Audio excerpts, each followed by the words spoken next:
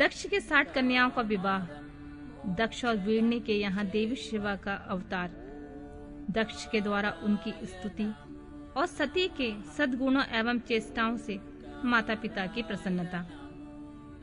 ब्रह्मा जी कहते हैं, देवर्षि, इसी समय दक्ष के बर्ताव को देखकर मैं भी वहां आ पहुंचा। पूर्ववत उन्हें शांत करने के लिए सांत्वना देने लगा। तुम्हारी प्रसन्नता को बढ़ाते हुए मैंने दक्ष के साथ तुम्हारा स्नेहपूर्वक संबंध स्थापित कराया। तुम मेरे पुत्र हो, मुनियों में श्रेष्ठ और संपूर्ण देवताओं के प्रिय हो, अतः बड़े प्रेम से तुम्हें आश्वासन देकर मैं फिर स्थान पर आ गया। तदनंतर प्रजापति दक्ष ने मेरी अनुनय के अनुसार अपनी पत्नी के गर्भ से 60 सुंदरी कन्याओं को जन्म दिया और आलस्य रहित हो धर्म आदि के साथ उन सब का विवाह कर दिया। मुनीश्वर, मैं उसी प्रसंग को बड़े प्रेम के साथ कह रहा हूं, तो सुनो।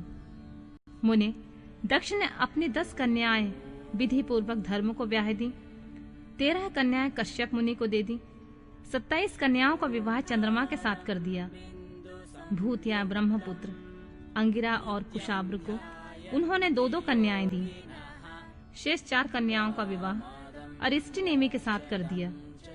इन सब के संतान परंपराओं से 3 लोग भरे पड़े हैं, अतः विस्तार भय से उनका वर्णन नहीं किया जा सकता। कुछ लोग शिवा या सती को दक्ष की ज्येष्ठ पुत्री बताते हैं, दूसरे लोग उसे मंझली पुत्री कहते हैं, तथा कुछ लोग उन्हें सबसे छोटी पुत्री मानते हैं। कल्प भेद से ये तीनों मत ठीक हैं।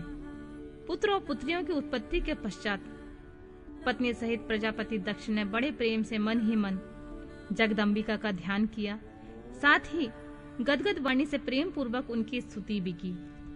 बारंबार अंजलि जल बांधकर नमस्कार करके विनीत भाव से देवी को मस्तक झुकाते थे। इससे देवी शिवा संतुष्ट हुई और उन्होंने अपने प्रण की मन ही मन यह विचार किया कि अब मैं वीरनी के गर्भ से अवतार लूं। ऐसा विचार कर वे जगदम्बा दक्ष के हृदय में निवास करने लगी। मुनिश्रेष्ठ, उस समय दक्ष की बड़ी शोभा होने लगी। फिर उत्तम मुहूर्त देखकर दक्ष ने अपनी पत्नी में प्रसन्नता पूर्वक गर्भाधान किया। तब दयालु शिव दक्ष पत्नी के चित्त में निवास करने लगी। उनके गर्भधारण के सभी चिन्ह प्रकट हो गए। तात उस अवस्था में वीरनी की शोभा बढ़ रही थी। उनके चित्त में अधिक हर्ष छा गया। भगवती शिवा के निवास के प्रभाव से वीरनी मंगलमय रूपणी हो गई। दक्ष ने अपने कुल संप्रदाय, वेद ज्ञान और हार्दिक उत्साह के अनुसार प्रसन्नता पूर्वक पुनर्वसन एवं संस्कार संबंधी श्रेष्ठ क्रियाएं उत्पन्न की। क्योंकि कर्मों के अनुष्ठान के समय महान उत्सव हुआ, प्रजापति ने ब्राह्मणों को उनकी इच्छा के अनुसार धन दिया। उस अवसर पर वारणी के गर्भ में देवी का निवास हुआ। यह जानकर श्री विष्णु आदि सभी देवताओं को बड़ी प्रसन्नता हुई। उन सब ने वहां आकर जगदम्बा का स्तवन किया और समस्त लोगों का उपकार करने वाली देवी शिवा को बारंबार प्रणाम किया। वे सब देवता प्रसन्नचित्त हो दक्ष प्रजापति तथा वीरणी को भूरी भूरी प्रशंसा करके अपने अपने स्थान को लौट गए। नारद, जब 9 महीने बीत गए तब लौलिक गति का निर्वाह कराकर 10वें महीने में पूर्ण होने पर चंद्रमा आदि ग्रहों तथा ताराओं की अनुकूलता से युक्त सुखद मुहूर्त में देवी शिवा शीघ्र ही अपनी माता के सामने प्रकट हुई। उनके अवतार लेते ही प्रजापति दक्ष बड़े प्रसन्न हुए। उन्हें अपने महान तेज से दीप्तमान देखकर उनके मन में यह विश्वास हो गया कि वे साक्षात शिवा देवी ही मेरी पुत्री के रूप में प्रकट हुई हैं। उस समय आकाश से फूलों की वर्षा होने लगी और मेघ जल बरसाने लगे। मुनीश्वर, सती के जन्म लेते ही संपूर्ण दिशाओं में तत्काल शांति छा गई। देवता आकाश में खड़े होकर मांगलिक बाजे बजाने लगे। अग्निशालाओं में बुझी हुई अग्नियां सहसा प्रज्वलित हो उठी और सब कुछ मंगलमय हो गया। वारिणी के गर्भ से साक्षात जगदम्बा को प्रकट हुई देखकर दक्ष ने दोनों हाथ जोड़कर नमस्कार किया और बड़ी भक्ति भाव से उनकी स्तुति की। बुद्धिमान दक्ष की स्तुति करने पर जगत माता शिवा उसी समय दक्ष से इस प्रकार बोली, जिससे माता वारिणी न सुन सके। बोली, प्रजापति, तुमने पहले पुत्री रूप में मुझे प्राप्त करने के लिए मेरी आराधना की थी।